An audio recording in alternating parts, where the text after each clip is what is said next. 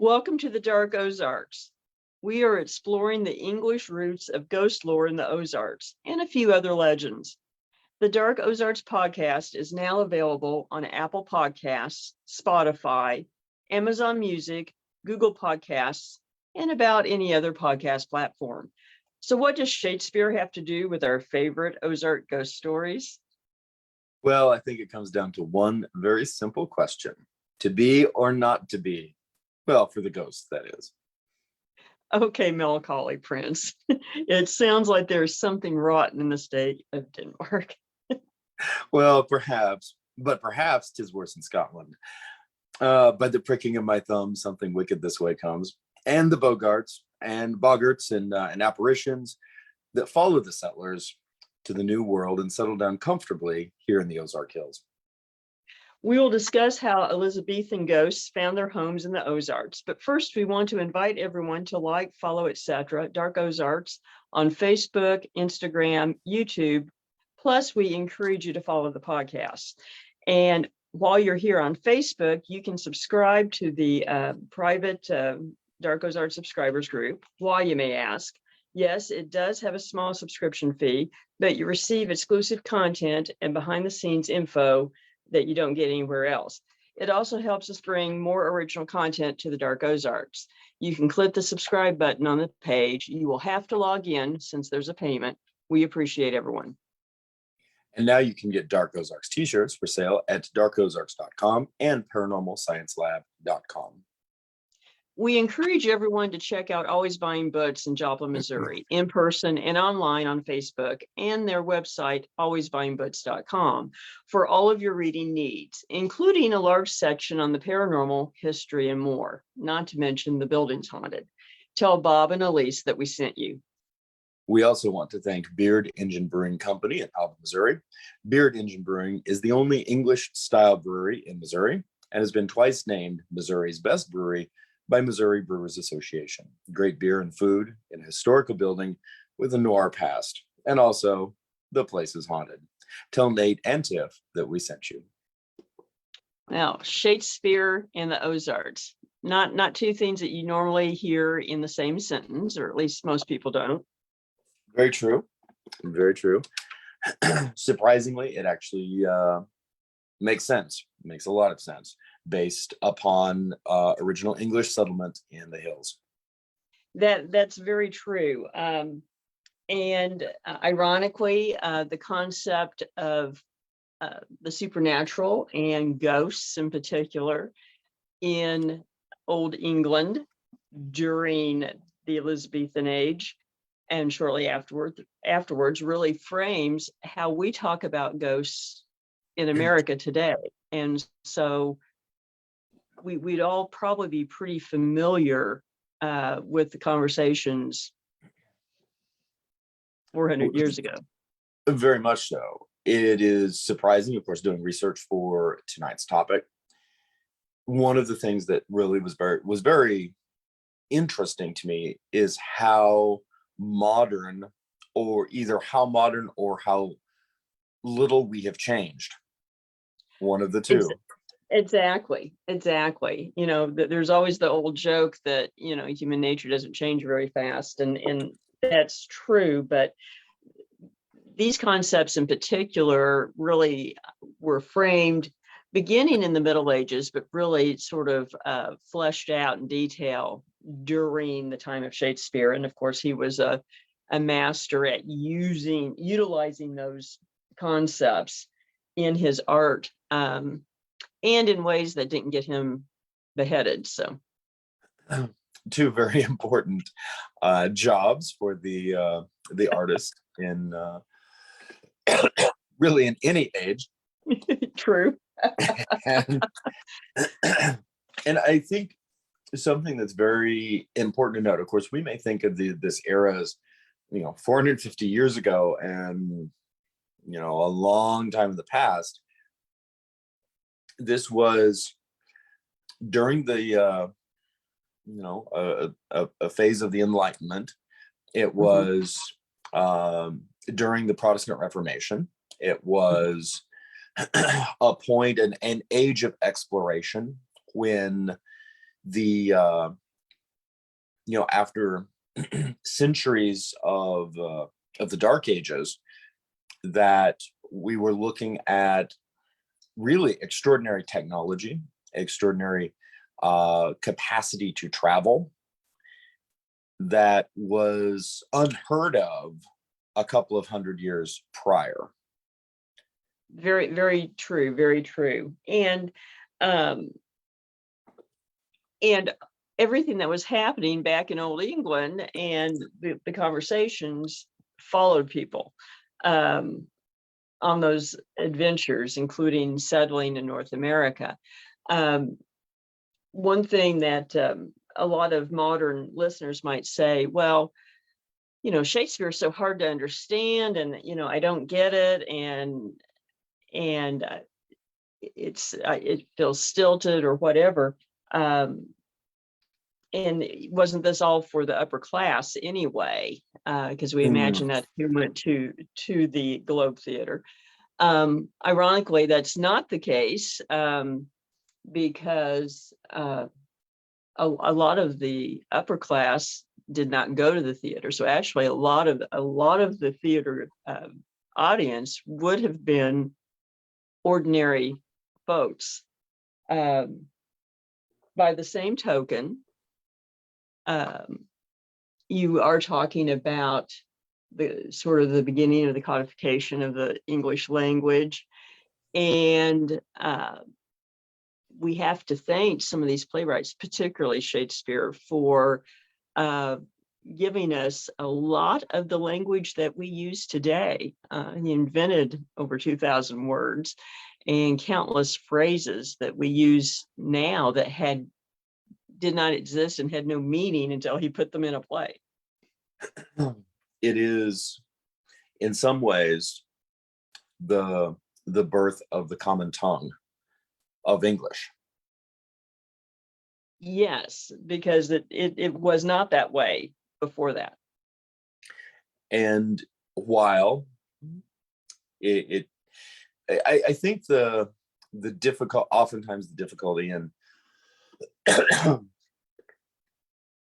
trying to make heads or tails of Shakespeare often comes in the sense that we're not absorbing it as a full body of work. We're oftentimes just presented with very small snippets that may be difficult to contextualize if we're just on our own.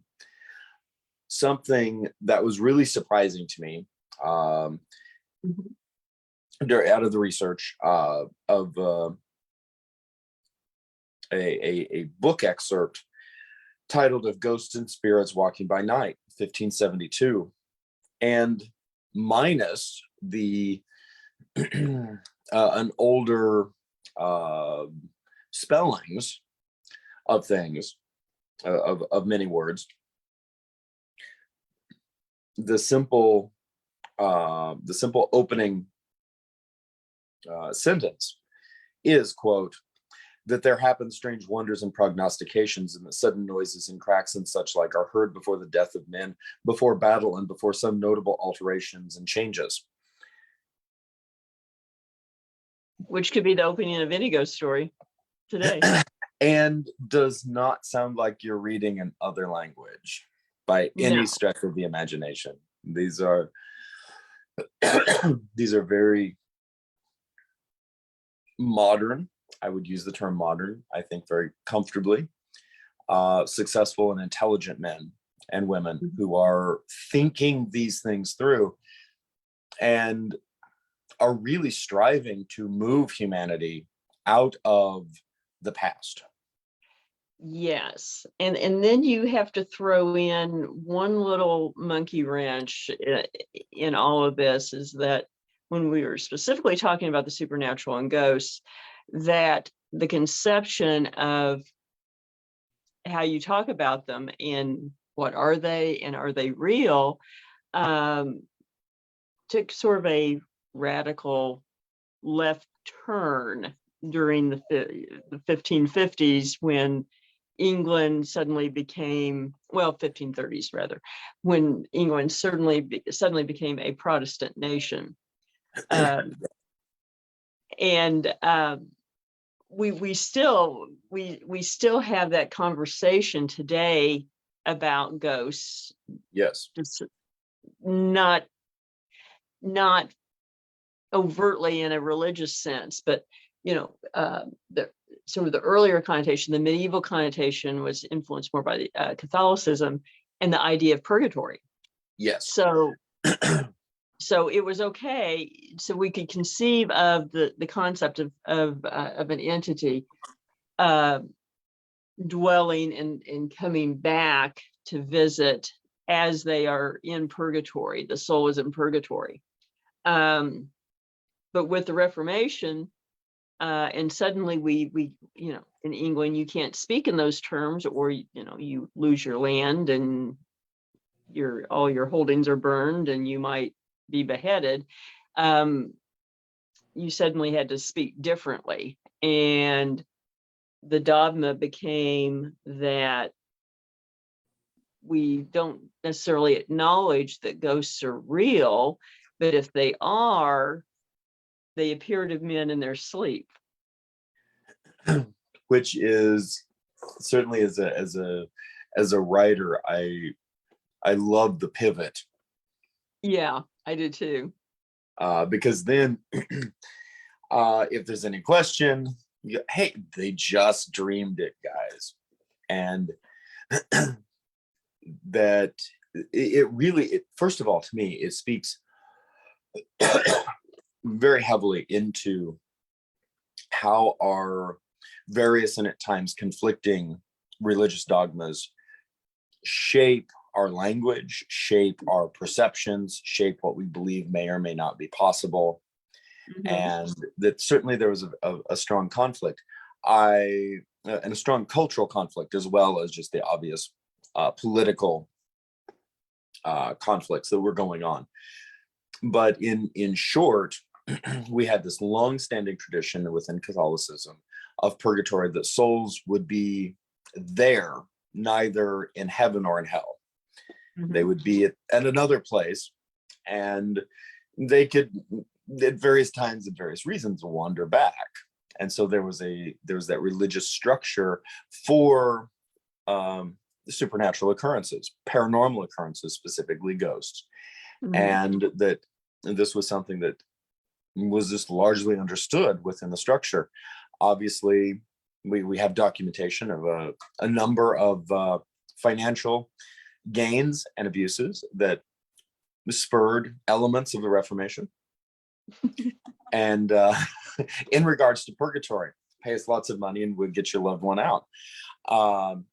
And certainly some of those abuses pushed for the heavy backlash, and then created the Protestant position that there was no limbo, there was no purgatory, there was no in between. You're either in heaven or in hell, and there's anything in between is simply wrong. And I think what's interesting to me is that within this time period of 1500, late 1500s, early 1600s, this argument was being framed in the form of superstition versus modernism.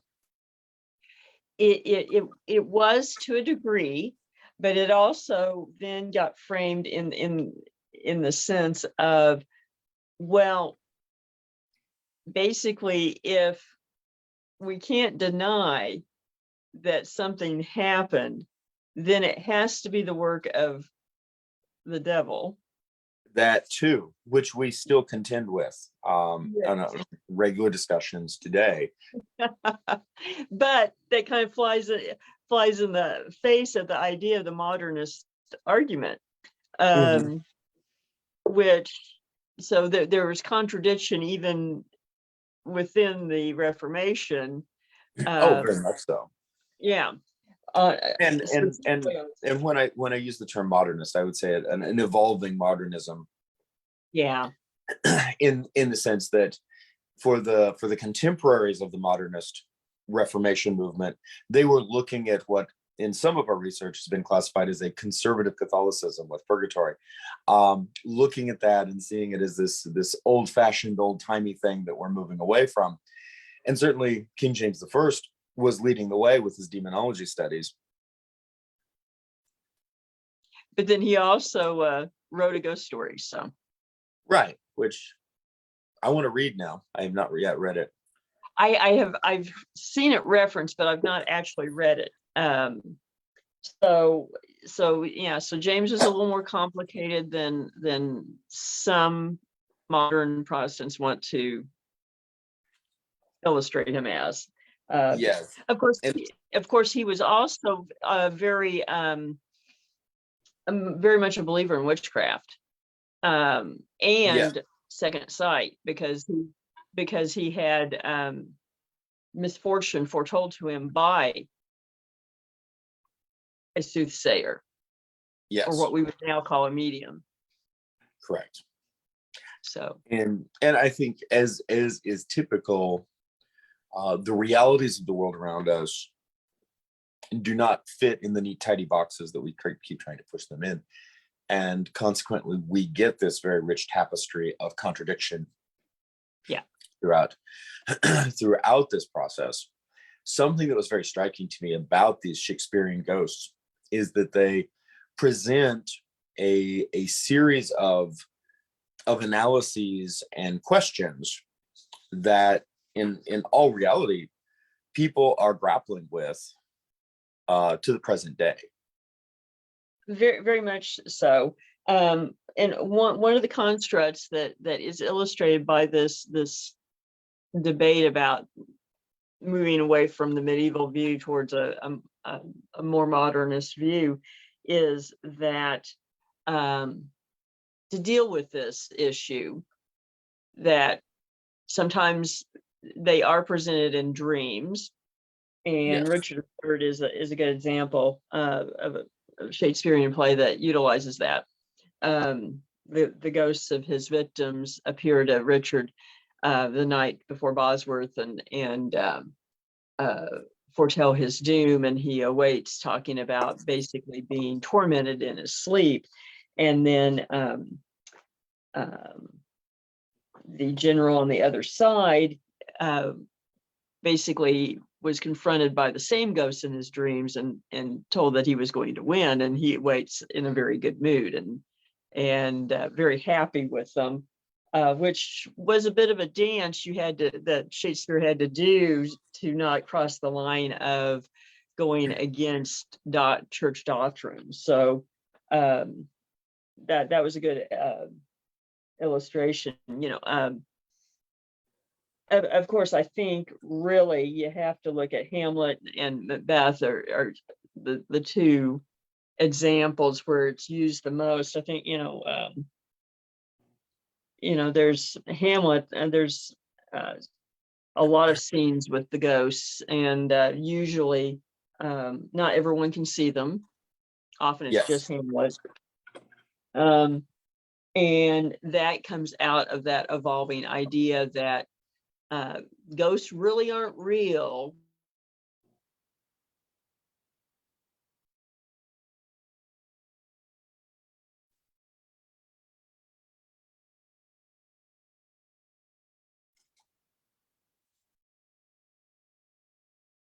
It was also decided at that time that for whatever reason that ghosts could not appear to women.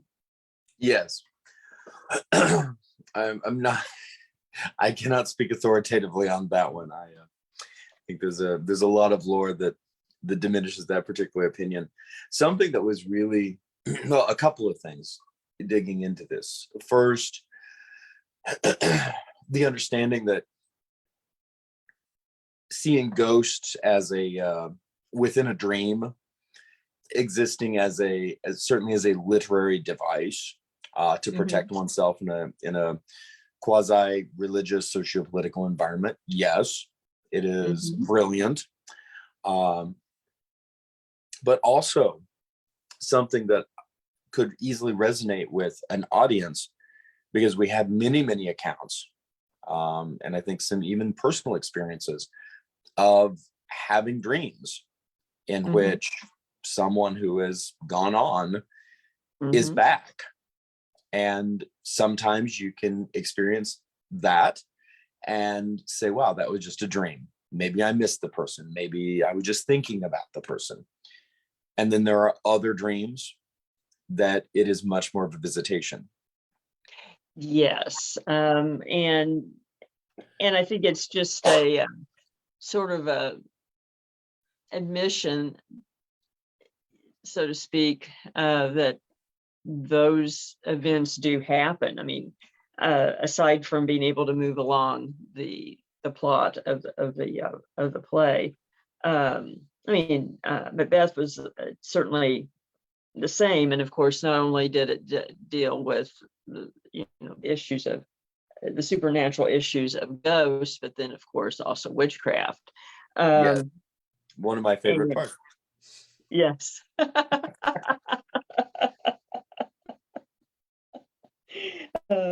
But of course, there did tend to be a theme in a lot of these Elizabethan plays of the victim basically, of murder being able to have retribution by coming back in some way and affecting things so that justice is done, or at least maybe the murderer is exposed, or driven crazy, in the case of Lady Macbeth. And so, and there's certainly cases of hauntings that kind of hint at that same kind of, supernatural intervention. It really starts just layering in the idea of an unresolved issue, a spirit that is not at rest because something needs to be resolved. Yes. Which again is an idea that gets dealt with regularly in various facets all the way to present day. And jumping back really briefly to Richard III, I found this really interesting. Shakespeare's source, or a source, was the Holinshed's Chronicles.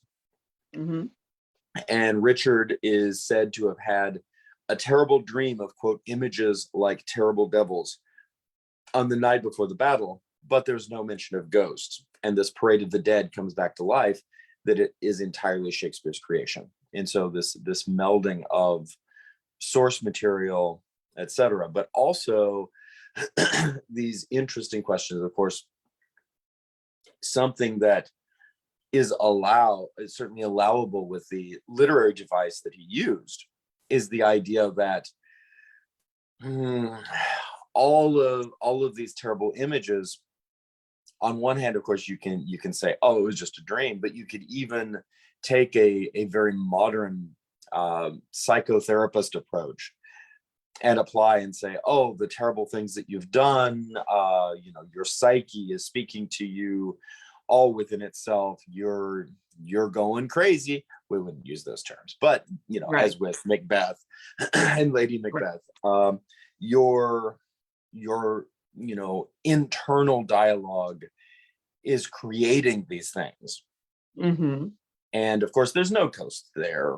We can look at it very, very from a deeply materialistic standpoint, and say, oh, there's nothing there. But you've been under a lot of stress. That's what this is about. In all fairness, Richard had been. So yes, and I think what is brilliant about the aspects is that all three reads are workable, and they're not even contradictory. You could read it all three ways simultaneously and have it still work. Which then that points out, some of the issues that come up in modern hauntings is, which is it? Or is it a bit of column A, column B, and column C all, Yes. And that is something that we struggle with at times as we as we investigate cases versus as well as just analyzing and going through modern accounts. So really, nothing has changed in 400 years as far as that goes. Which you could contend that the types of paranormal activity that they were dealing with in the 1500s and 1600s, that were dealing with the same activity, the same type of paranormal occurrences. Well, really, you are. And then if you even want to look at it from a literary perspective, for those listening that say, well, I'm not much into Shakespeare or something, same device, really, you can say the exact same thing with Dickens and Christmas Carol. 100%. And the same arguments and questions being presented. Marley appears to Scrooge, and he initially dismisses him as indigestion. Exactly. So he's trying to be a very modernist there, in that it has to be just a simple explanation. The house is settling, so to speak, internally and externally. Yeah. And I've had that feeling before, and several times actually. But it really is, it's something that I find fascinating with both Shakespeare and Dickens, and of course 300 years nearly separating them, a little less. But the idea that in both cases, our protagonist and antagonist of the story are being presented with supernatural occurrences. They're being presented with paranormal activity, to put it mildly. And here's something I'm going to throw out as a postulate, see what you think. That in both cases, the certainly statistical majority of the audiences for both Dickens and Shakespeare were common folks, were the everymen of society. And maybe they weren't terribly learned, maybe they weren't on the cusp of modernity. And in so many cases, based on their own experiences or the experiences of their families, they would have been exposed to these literary paranormal incidences and went, well, yeah, it's a ghost. And exactly. We know what this is, guys. We are not questioning on the cusp of modernity. Is it a dream within a dream? Is it an indigestion? Is it all of these things? But for the sake of the larger conversation and the many people who would have been exposed to the work, that both Dickens and Shakespeare are saying, oh, but let's make our protagonist, quote unquote, a modernist who is going to try to determine all of the rational reasons why this isn't a ghost. Mm-hmm. While the audience is going, yeah, it's a ghost. I agree. I think that's exactly what happened, and exactly what both Shakespeare and Dickens intended to happen. And ironically, that is the same conversation that we go through as paranormal investigators and discussing these issues with our audience is, often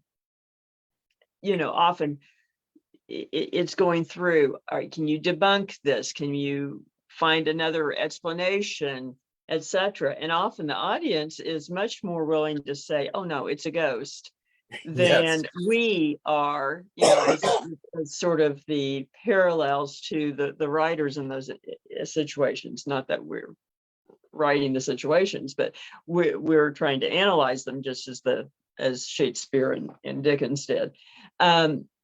And so in that regard, the writer and and then the investigator are much more critical than the audience in a lot of regards. And some of that has to do with analyses and strata of thought, modernity, and those types of things. Some of it has to do with the fact that a surprisingly large percentage of everyday people experience the paranormal.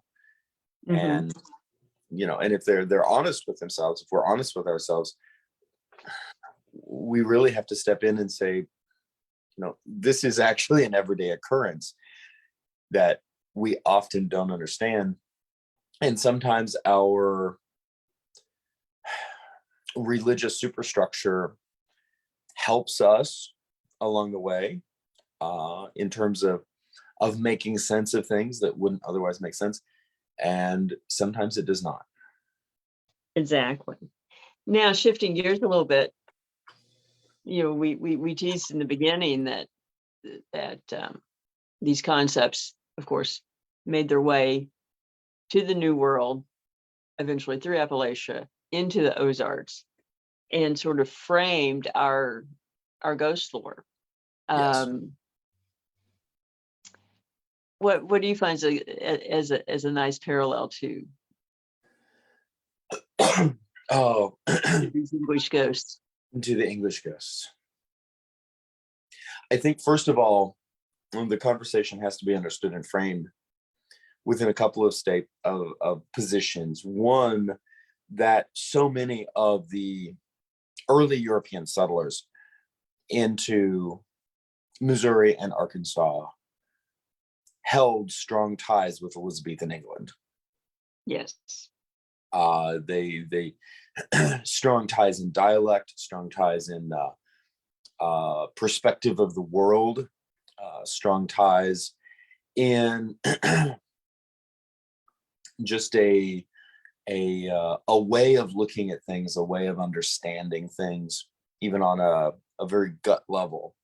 Mm-hmm. And so we see these very basic things that today often we assume as certain elements of pop culture or culture that everyone simply knows. We know that ghosts float through walls. We know that witches are green. Thanks, Wizard of Oz. We just know certain things, but we don't know why we know them. And so many of those things, their codified origin comes from England in the 1500s and the 1600s. And we even see that with the fact that in the Ozarks, Old Christmas on January 6th persisted for a very long time. And those elements of Elizabethan lore being associated with it, the lore of, seeing a plant, a flower bloom on January 6th, uncharacteristically, the lore that on the stroke of midnight, the animals in the barnyard are going to kneel and bow down before Christ their Savior, in an innate representation of the Nativity. And so there's just an unspoken substructure that we may not be aware of, but it simply exists, and it dictates a lot of these basic ideas that you could even ask most children. How does this work? So on and so forth. The fact that in Elizabethan England, green is representative of fairies and witches, because of its association with nature. And it's inured within us. The witch, the Wicked Witch and the Wizard of Oz is green. Peter Pan's outfit is green. We just know these things, but we don't know why. That certainly is a framework for these types of conversations and understanding these things socioculturally. But then as a next step, looking at the stories themselves and parsing some of those points out. One is that I think is particularly powerful, that appears to have strong ties between Old World and New World, is the ghost bride, the concept of the ghost bride, And of course, we see interesting tellings and retellings. One of the most famous from Old England is the story of the bride. If it wasn't so deeply gruesome, it would be funny, because of course the bride insists that everyone play hide and seek, and then she accidentally locks herself in a closet that they can't find, Yeah. and suffocates. That's, like I said, it would be funny if it wasn't so grotesque. And of course, there's multiple manor houses across Old England that claim association with this story. Mm-hmm. Now, this also ties to a very traditionalist Northern European, and specifically Anglo-Saxon and British concept that you are tempting fate by making momentous, life-changing decisions and crossing great thresholds, things like marriage and births during the dark days, during the dark winter days. And essentially, this idea that you are you are laughing at the dark gods and saying, during this very during the darkest time of year, I'm going to do something grand and momentous, and because I don't care what the gods think. And Right. and the punishment for that is typically death, in very strange and capricious ways that imply fate. And one of the most resonating stories of the Ozarks actually comes from Northwest Arkansas, around Fayetteville. The story of the burning bride, the bride, which this story may have some key origin points of fact, but of a girl who gets gets married, and on her wedding night, her father is comparatively wealthy, dresses her in Venetian lace. Venetian lace, unlike calico, catches on fire very quickly. She is unprepared for this. She, goes to tend the fire in the fireplace on her wedding night, and her dress catches on fire, bursts into flames. She runs out into the forest and burns to death, and sets the forest on fire, and creates the legend of the burning bride in a holler that is said to be haunted to this day.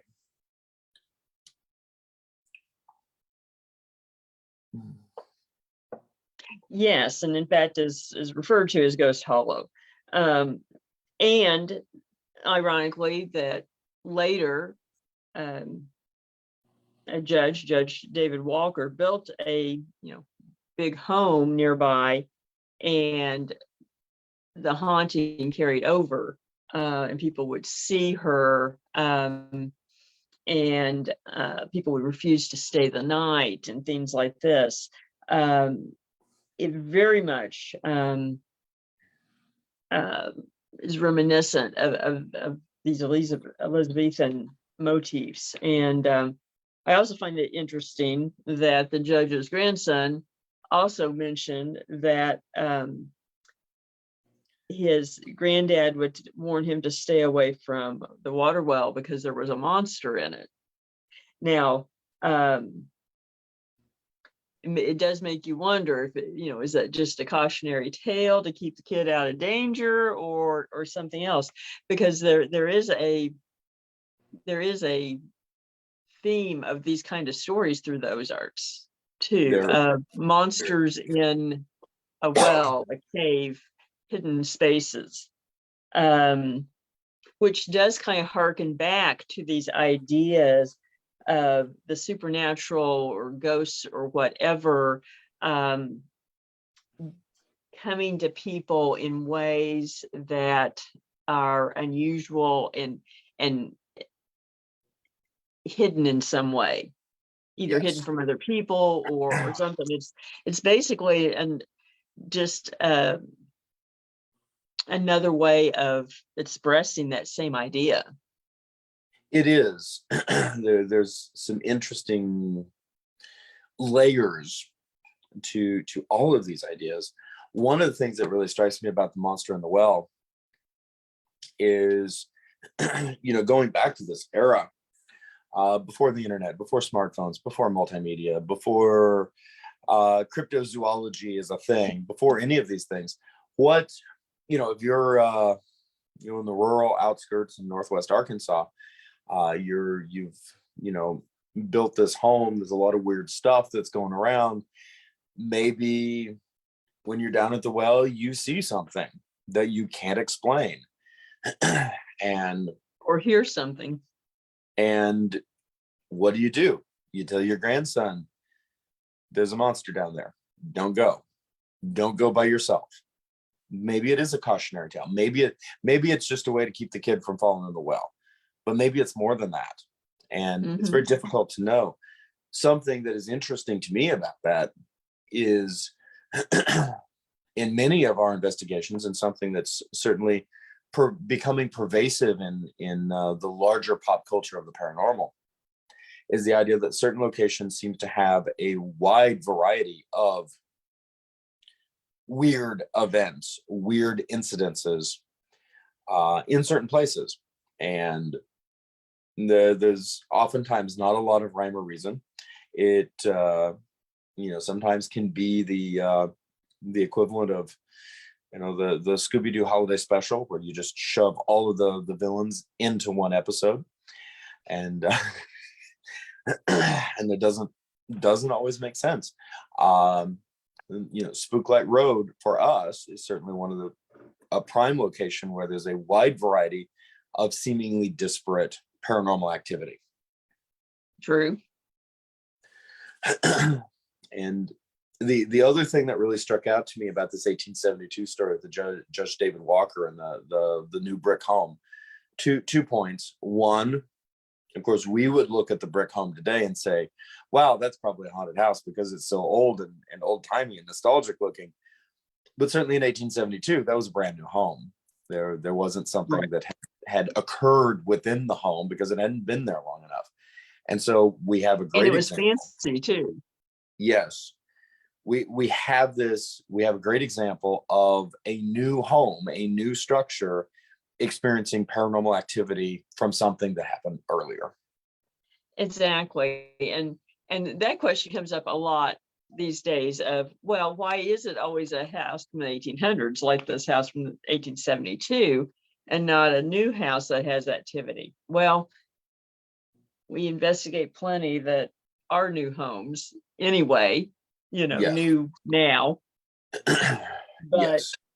we tend to always think, people tend to think in terms of now and what they know in their living memory, and anything beyond that has no context. But you always have to think that at any point in time there were plenty of things that were brand new. Yes. And of course, hauntings can occur for a wide variety of reasons. So just for the record, I am absolutely guilty of that perspective, and still struggle with the idea of a haunting in a 1960s or 70s era ranch home, because I grew up in a 1960s era ranch home, and I'm like, no, no. Yeah. I've investigated plenty that are. Oh yeah. And when I see like the light wood paneling and the open living room, dining room, kitchen floor plan, and two bathrooms, 3-bedroom, basement underneath, built 1964, 1965, those types of structures. And of course, now I'm going, oh, that's actually like a vintage home now. Let me take a few moments to go existentially reestablish my grip on reality. But we don't like to think of those things. no, we don't. And at the same time, I'm certainly guilty of the idea that a haunted house should look like, a 19th century Gothic mansion, just like the one that was painted on that book cover of Trixie Belden. that was in the Lake in Illinois dime store in the back on the Yep. that rotated with the books, and spooky and sort of looked like the Haunted Mansion from Disney World. No, that's a haunted house, and certainly not the tasteful 1965 three-bedroom.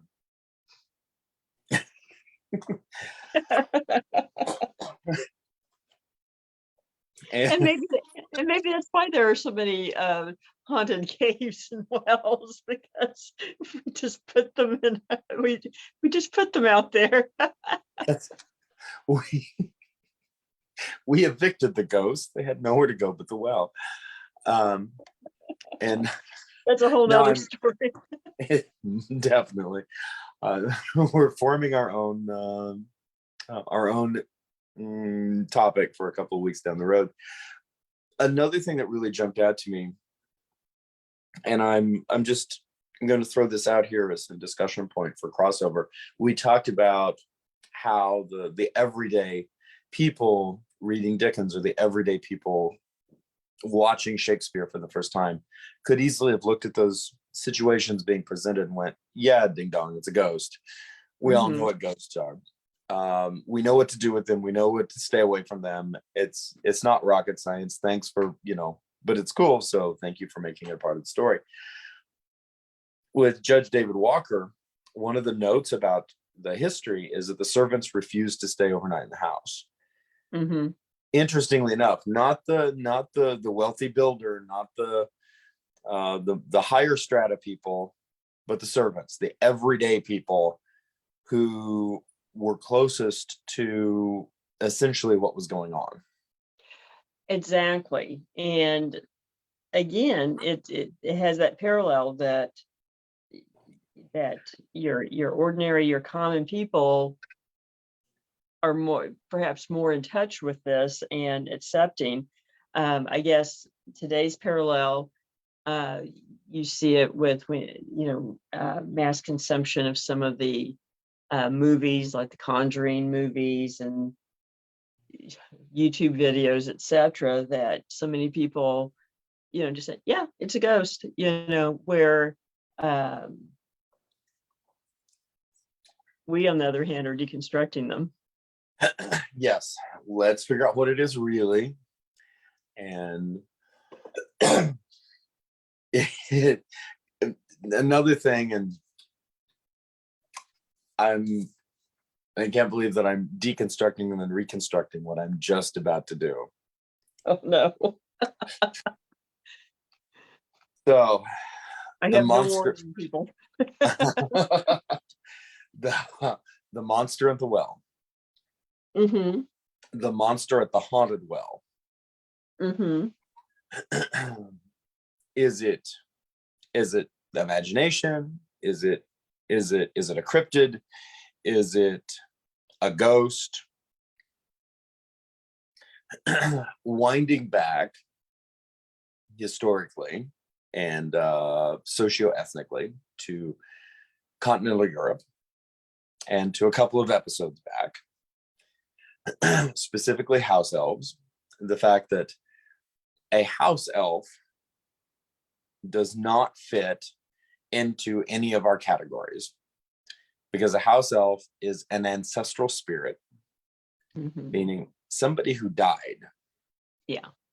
They died and they're buried in the Barrow Hill on the farm. But now they're back. So maybe the bride is back in the well. Yes. And her name is now Momo. I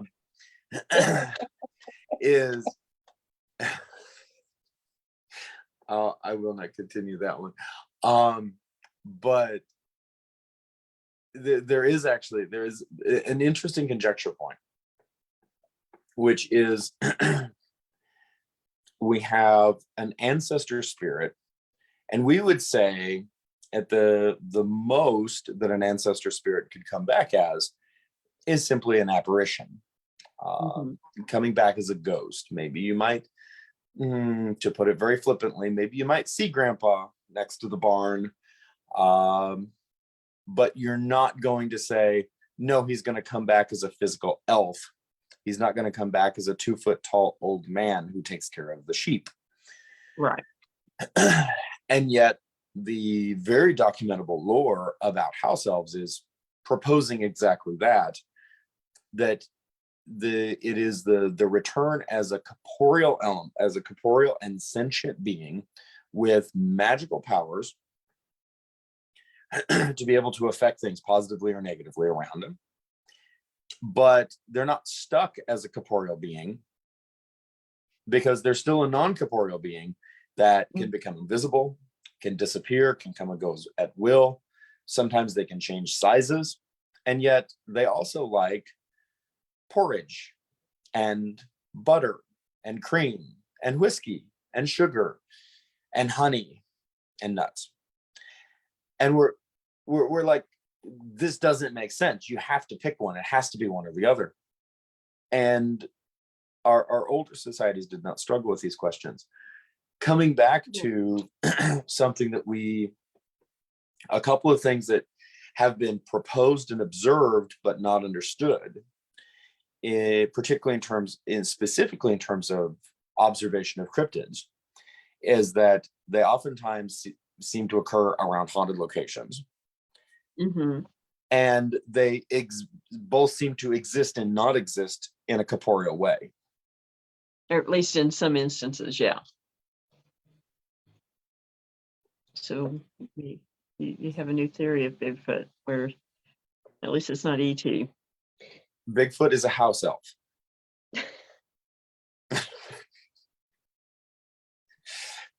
Cryptozoologists across the country need to stock up on porridge. Apparently. Well, that is a nice segue into the Peter Bottom Cave story at War Eagle. Yes. Yes. I'll accept the porridge part. Fair. And very fair. Porridge sounds good, though. And really is the fact that we start out with a doctor as a murder suspect who goes and hides for 20 years in a cave. I mean, that's starting to sound Shakespearean already. It is. And of course, even doctors who are murder suspects hiding out for 20 years in a cave cannot live on an island alone. And so is apparently relying on misidentification to keep from getting dragged off to the authorities. Finally, but does. Eventually he did and take it to a mental health center. Yes, and passes in the early 1960s. Before doing so, he tells the story of a very tall, hair-covered beast that also lived near the Peter Bottom Cave. And I'm assuming that he's not talking about himself as the tall, hair-covered beast. Of course, he was insane at this point, so for the benefit of the story, we'll assume that he was not. Correct. And then in 1966, two young men decide to seek out the monster, and they apparently find it, and and experience a pretty traditional Southern cryptid encounter. Yes, very large, 8 or 9 feet tall, covered in, and what I do like though about this one is covered in thick white hair. Yes. Where most accounts through this part of the country are brown or darker colored, except for the one anecdotal story that we do have of a tan creature. Yes. So perhaps there is some precedence there. Left them in shock. Then I guess hunting parties went back looking for it, never did find it. But Stories continued for years of cattle torn apart in the fields near the cave and chicken houses plundered, which, do make you wonder that something at least was going on. Yes. Again, there's a lot of crossover with many other cryptid experience encounters, not only in the Ozarks but elsewhere. And some of the accounts that I've read is the young men's shock, particularly the shock of one of the men, was apparently pretty extreme. That it really shook the guy up. Yeah, my understanding from accounts I've read is that people seem to accept that they had definitely run into something out of the ordinary. And the aspects of cattle being mutilated, of course, has a lot of once you use the word mutilated, then it really sets off a lot of alarm bells, and then the UFOs and the men in black show up, and there's things. But just the idea, of course, something that can tear apart a cow is something substantial. Well, and if this thing was as big as they described, it certainly could be stout enough to do that, and certainly could inspire shock and terror to basically put someone into a post-traumatic stress situation. Yes. Now, does this particular creature have a regional name? Not that I'm aware of. I've just read the anecdotal stories about it, but I've never found a quote label for it other than assuming that it was a being described as some sort of Bigfoot type creature. Right. It doesn't quite fit the Blue Man stories, which are really not that far away from there. It doesn't quite line up with the Folk Monster from Boggy Creek, fame, or necessarily even Momo. So True. Seems to be a little different variety of, or at least a melanistic Bigfoot. Yes.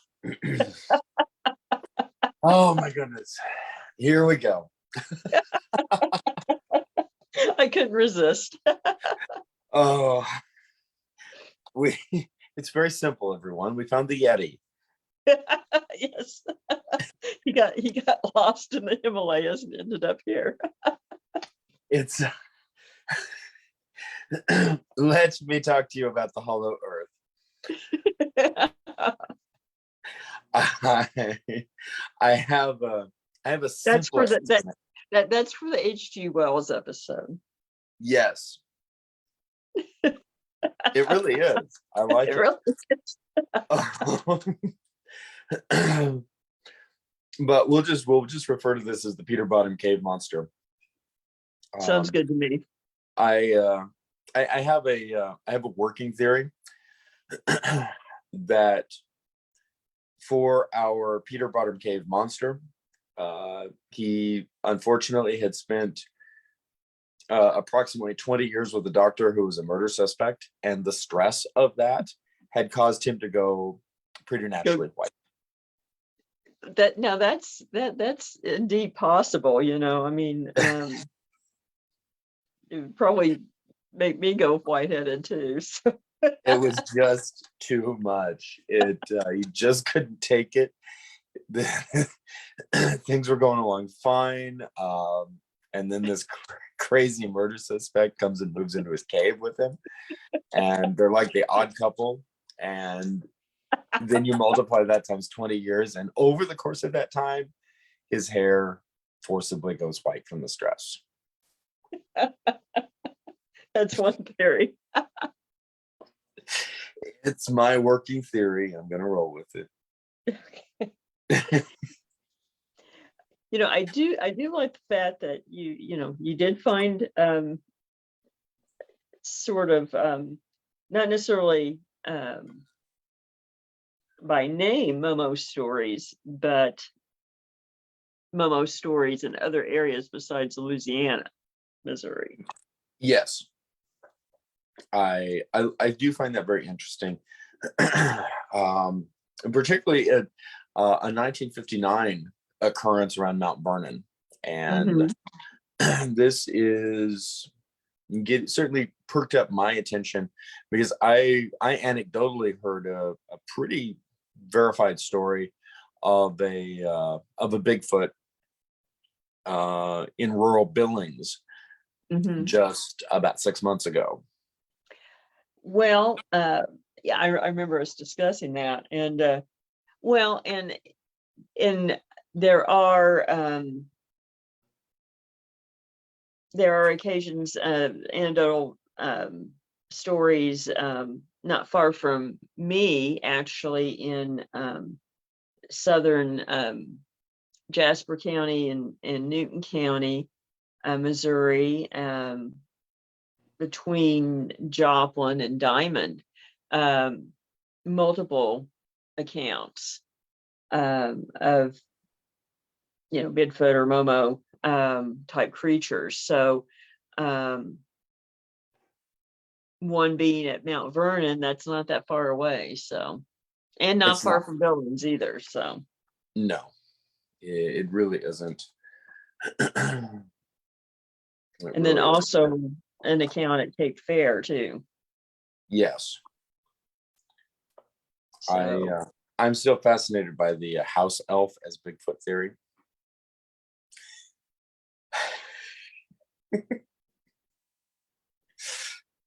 I don't think you want them doing the dishes or building your shoes.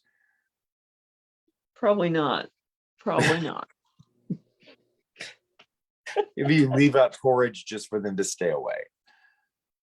Yes, either that or put some Just for Men out so that they can dye their hair back. Yes. Yes, they do. I think that's an excellent. We'll add that to the cryptozoology repertoire of responses. Okay. Now that we went down that rabbit hole. Yes, that was pretty much my doing. I took full responsibility for that one. Well, I think with that we need to talk about we're shifting a little bit from English ghost stories to Spanish explorers and our ever-present suicidal Indian maidens. Yes, there were apparently many of them, and of course I'm being facetious. Full disclaimer on, we're not making fun of that. No. But there's and realistically, I think that it is fair. It's certainly at this point, I'm comfortable mostly conjecturing. That's my disclaimer on this. I'm comfortable mostly conjecturing that we have a sort of a post-manifest destiny, mid-19th century American settler sentimental / nostalgic / somewhat patronizing idea about Native American lore.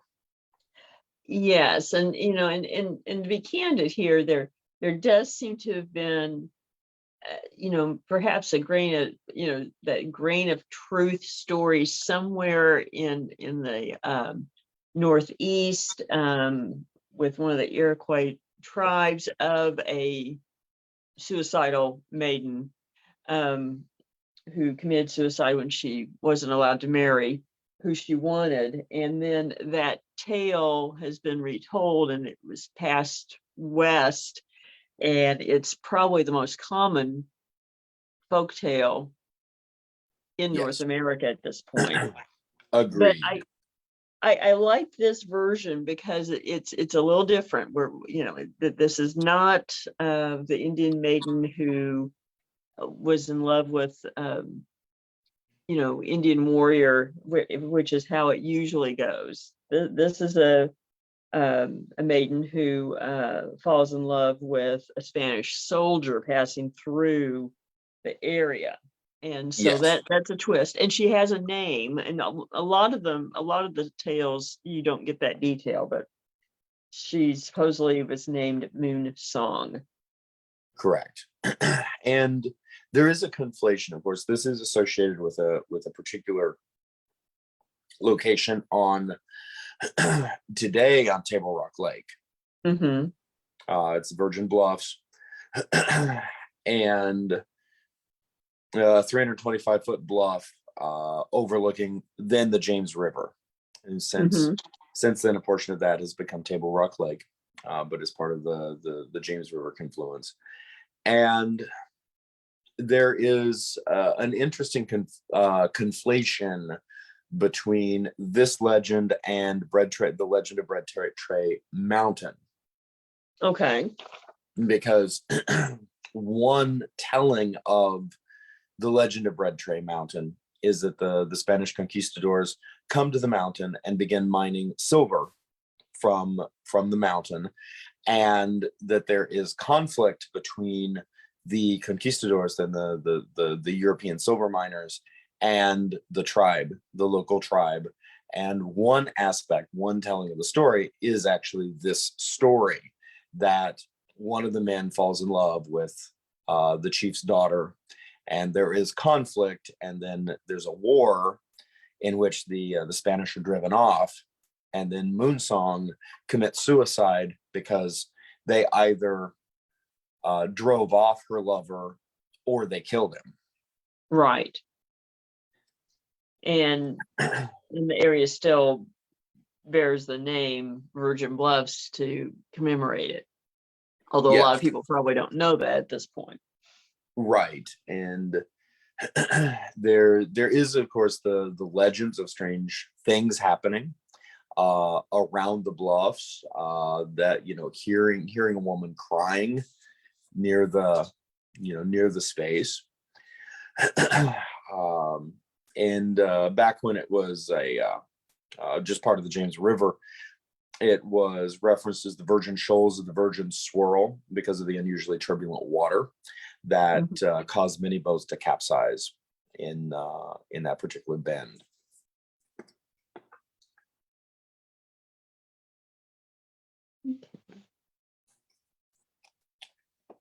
So it's it is an interesting story. One of the things that I like about it is it's well, there's two aspects. One, that it's mixing two different legends that have the legend of Moonsong and the legend of Bread Tray Mountain. They are within close enough proximity for that to geographically make sense. These are not locations that are terribly far apart. That's true. I mean, and that certainly could explain, if the legend with the Spanish at Bread Tray Mountain is true, which there's a lot of conjecture there. That's not necessarily proven, but if that did happen, then certainly it's close enough that this is a possibility, or at least that's where she basically ran off to commit suicide. So yes. And what I find interesting is that there's just enough plausibility there that really does make you wonder how much of a grain of truth there is of something there. It is something that I find really interesting, and it's difficult to parse out, is the legendary status of Spanish treasure hunters coming through the Ozarks and specifically into Southwest Missouri. Well, there's anecdotally there is some evidence that may have happened. Certainly, we do know the Spanish did push into exploring into the Arkansas Ozarks on exploration quests. Yes. And so it's conceivable that they did come this far north. An alternate version that I have read and heard is that the Spanish soldiers coming through Southwest Missouri actually were coming from Santa Fe with a treasure train coming to the Mississippi. And then the story goes that they met some sort of ill fate, illness or attack or something, and never made it to their destination, and therefore the gold is somewhere in southern Missouri or extreme northern Arkansas. And that, I think, is really, interestingly enough, more plausible, because one of the things that really strikes at the heart of the Ozarks treasure story for the conquistadors is the fact that there really isn't mineable silver or gold to any great degree in the Ozarks. Right. There are a few traces in places, but very small traces, along with sort of lead deposits, things like that, but nothing that would be really mineable. I mean, in fact, Golden City, Missouri had got its name from the Golden Groves, which there are trace amounts. There were trace amounts of gold there, but not enough to amount to anything. And there was, when settlers came, they found evidence of mining pre-existing. And so the story became that it was Spanish, but they later figured out that it was actually the Mound Builder Indian Society had mined there for certain bedrock that was actually incorporated into like Spiro Mounds and Cahokia and so forth. Wow. So you get those mixing of those stories. And another thing that people often don't realize, that there was a major battle in, was it present day Nebraska in the early 1600s between the French and the Spanish. That so, you know, the fact that they could have been through this area is very conceivable. Right. And transitioning treasure, and the idea of just enough people within the, you know, in early settlement to capture or to catch wind of some elements of the story, but not others. Exactly. So, and you know, and there are a number of these tales of supposedly where either the Spanish were, or even, you know, French fort. There's some legends of French forts in this having been established very early on, and then abandoned. So, Yes. Although empirically they've not been documented. So Correct. So yeah, I do find that version of the story very interesting, because it's got elements that a lot of the of the suicidal princesses stories don't. It does, and it it does have that old world connection, and the fact that there are odd happenings reported around that space. Yes. So, and it's one that a lot of people are not too familiar with if they're not from the immediate area too. kind of related, since we were talking about sort of outdoor spaces and caves and wells and so forth, is the idea of haunted trees and orchards and so forth. That is Yes.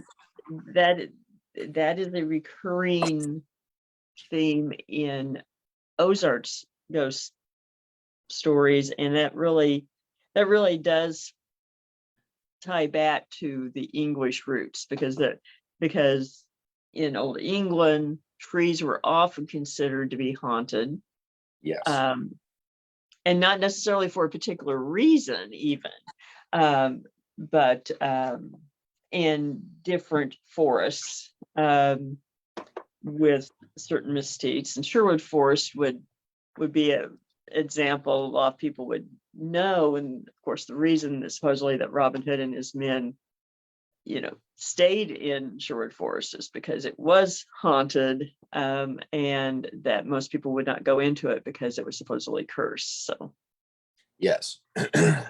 And certainly there, I'm reminded now, on an almost superficial pastiche, we are reminded of these things every Halloween if we bob for apples or eat taffy apples, etc. There's an apple motif, but particularly the bobbing for apples is is reminiscent of divination, which is yeah, what the association with the apple is. Apple was considered magical. It is so, and this is something that is part of the substrate of Greco-Roman lore, but separately it is also part of the substrate of elements of Norse mythology or Norse lore, as well as Celtic and other Germanic lores. And so certainly the apple held extraordinary significance. Consequently, the apple orchard held extraordinary significance. I think that the pre-Christian or pagan influences can be seen in medieval and Renaissance art. When you look at the Tree of Life, the Garden of Eden, and it is embedded within our minds that the forbidden fruit, was an apple. Ironically, Dale postulates that it was peach because he likes peaches better than apples. And he and I have a deep theological debate over the fact that I'm convinced it was a mango because I like mangoes better than all of them. That aside, there's I do like mangoes. yeah. There's a great Southern English bit of lore of various times and on key celestial evenings, going out and offering drink offerings, pouring out brandy and other liquors to the apple trees. Yes. Well, and there's a bit of that in Southern lore, particularly in voodoo and hoodoo, of honoring and giving offerings around trees. Yes. So not necessarily apple, but just, that's often where offerings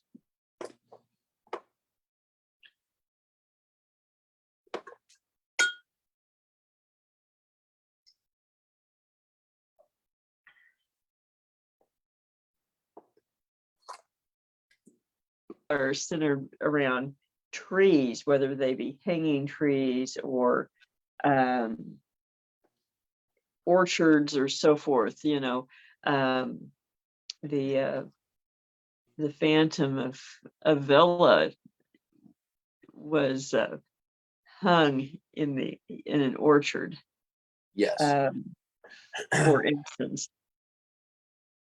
And I think that there is something both very evocative and very ancestrally powerful about those motifs. It is up to question in terms of precisely why, but there is magic in the apple orchards. Mhm. And certainly it's recognized that the Fae understood that, and a lot of other things, including ghosts, would at times understand that. There's a particular pecan grove that resonates with me, and I want to go investigate it. And I'm curious as to what we're going to find. But it's something that seems to go beyond just the everyday. It really does. It really does. And a lot of the tales with, of course, cryptids and other supernatural creatures that aren't necessarily ghosts in the Ozarks often are in either the woods or an orchard or somehow centered around a tree. So, I mean, that certainly goes straight back to Old English lore. It does. And I can't help but draw a few lines, obviously, between just the harvest season, the divination, and even things like buttery sprites. Because where do you put the apples? You put them in the buttery. That's true. That's true. Which leads us to the Fae. It does. It does indeed. And of course, there is a strong association of the Fae. We're specifically referring to fairy lore with the forest and with springs and particular trees of note, of hawthorns, of special mountains, of special and difficult places to get to, those types of things. And a certain amount of these associations are just those spaces that we almost instantly and intuitively recognize. It looks magical. It looks enchanted.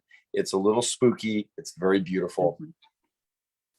And there are many locations throughout the Ozarks that fit this criteria.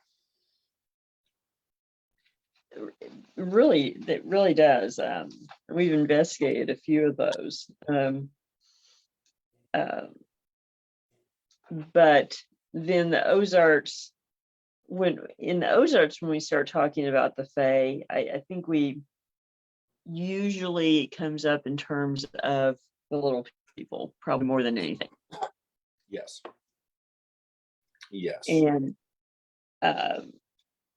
which again is very much analogous to the Fae in the British Isles. But the little people were known to a lot of North American Native Americans with a really rich lore about them with the Cherokee. And it's I always find about the little people is it's not one-dimensional, because they could be helpful. They could sometimes help lost children find their way home. But on the other hand, on the flip side, they were known to lure people into the woods in a way, and they may or may not ever be seen again. A little bit of almost a djinn quality of granting wishes, but one of those, be wary of what you ask, because you'll get exactly what you ask for, but not necessarily the way you want it. And so they could be anything from helpful to a trickster. Yes. Something that is of interesting note to me is that much like ghosts, much like paranormal ghost activity, there is a universality to the lore. And certainly we associate the Fae, the fairies, and you don't have to dig very deeply to really dig into Celtic lore and associate it with the Celtic lands, particularly Ireland. sometimes Ireland and Wales, and there's a strong crossover there.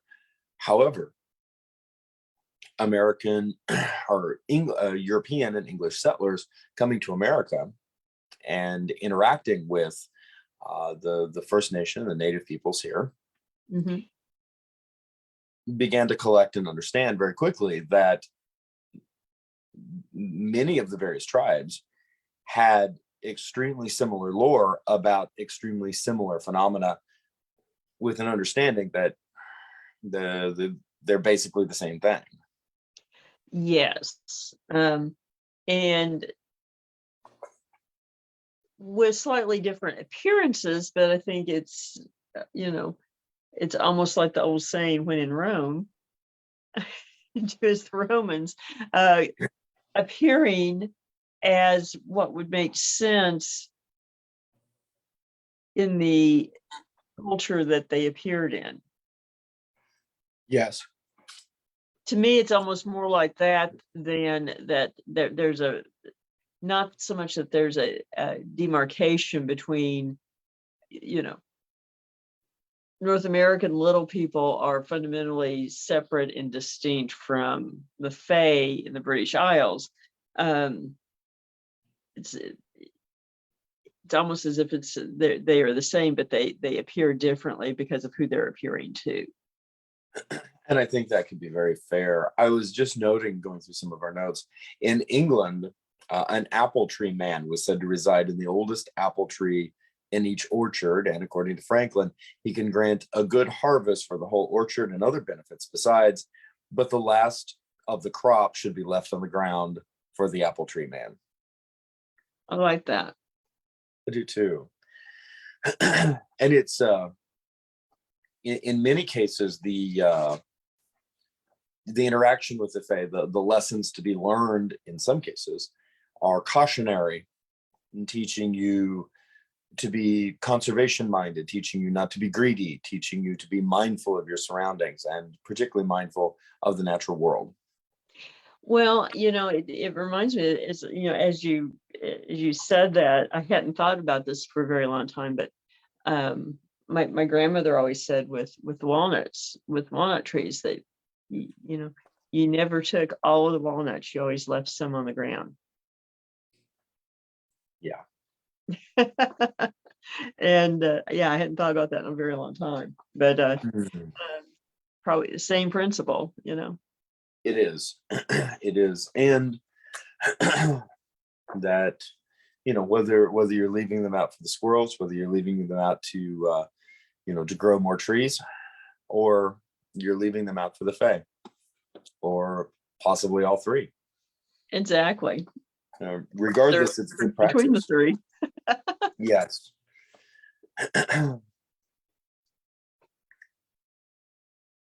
That something that, and of course, one of our sources for this evening is The Folklore of Fairies, Elves, and Little People, a study in cultural phenomena by Gary R. Varner.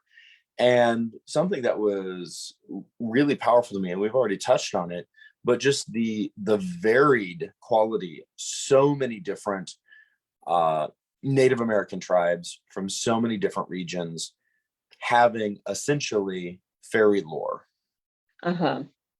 Yeah, it's not just unique to the Cherokee or to just the areas that they were in. No, and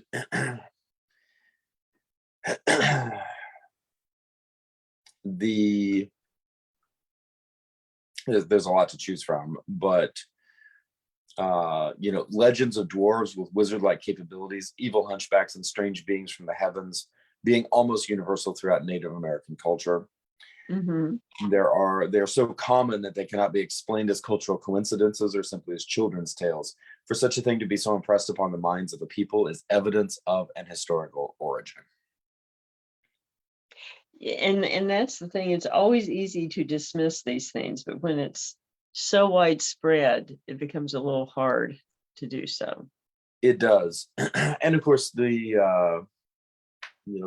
particular lore reference goes into considerable detail about the potential prehistoric elements, the idea that there might have been a race of small people that impacted. And I find that fascinating. At the same time, I really like the idea that it's simply the Fae, and they've always existed in a corporeal and non-corporeal simultaneous state. That's true. I mean, the flip side of that is that there are tales clear across North America of from Native American tribes of having wars hundreds of years ago with giants who were light-skinned and red-headed. Yes. And that's distinct from the tales of wars between certain tribes and wild men or Sasquatch. Correct. So, Separately. I think one of our concluding takeaways of tonight's episode is that our less sophisticated peoples, and whether that are Shakespearean era, Elizabethan era people, whether that's very traditional First Nation, not Native American peoples in North America, etc. In many cases, especially where it's a situation of simple pragmatism, we're seeing certain things, we're experiencing certain things. Oftentimes, our survival is based upon our ability to observe and learn. Exactly. There is a pragmatism there that does not have time for dogma, whether that is modernist dogma, whether that is traditionalist dogma. It simply is. And there is a sophistication of human thought that oftentimes balances or equals our quite frankly our ability to be imbeciles. And that's an interesting yin and yang. And I think that it's a very myopic position to take and to look at these past annals, these past records, and say, oh, these were primitive peoples, these were dumb peoples, they didn't know what they were seeing, they're not sophisticated like we are. No, oftentimes their very survival through the day was dependent upon them being able to effectively analyze the situation, the environment around them, and arrive at reasonably accurate conclusions. Yes, I think that we grossly exaggerate our routine use of those skills, and in fact we have such a safety net against having to figure those things out that we aren't even conscious of the fact that we are at a loss at this point. Yes. And I can't even identify the majority of the constellations in the sky unless I pull out my star app. Yeah. Well, that's true, but then of course you're not navigating the ocean either. So. Right. Right. I have a Rand McNally atlas. It serves my needs well. I'll buy a plane ticket or passage on a ship if I have to cross the ocean. Yes, 100%. It is a different world to a degree, but there are those intersection points where we touch the ancient, the primeval, the supernatural, the paranormal, and depending upon our perspective and perception and sort of innate preparedness, that can either be an enchanting experience, it could be an interesting experience, or it could just existentially unhinge us. Well, which we see in these old tales, and we see through people's interaction with pop culture, with these narratives, and we see them in live events with the comments and questions that are asked. So Yes. But what it does say is that this discussion is circular in the fact that it does take us right back to the ideas that form the constructs of the supernatural and ghost tales in medieval England and Elizabethan England, and we are still talking in the same terms, whether we like it or not. We are, and still analyzing paranormal occurrences within the same framework. That's true. I mean, the way that it's analyzed right now would be a comfortable discussion for those sitting in the Globe Theater in 1603. Yes. And that might be where we, leave our last thought. I find that very comforting. I really do. Well, I do too.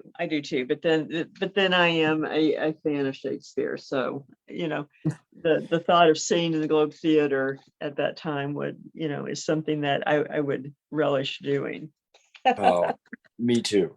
Me too. Absolutely incredible. So on that note, everyone, don't forget to check out upcoming events and merchandise at darkozarks.com and paranormalsciencelab.com.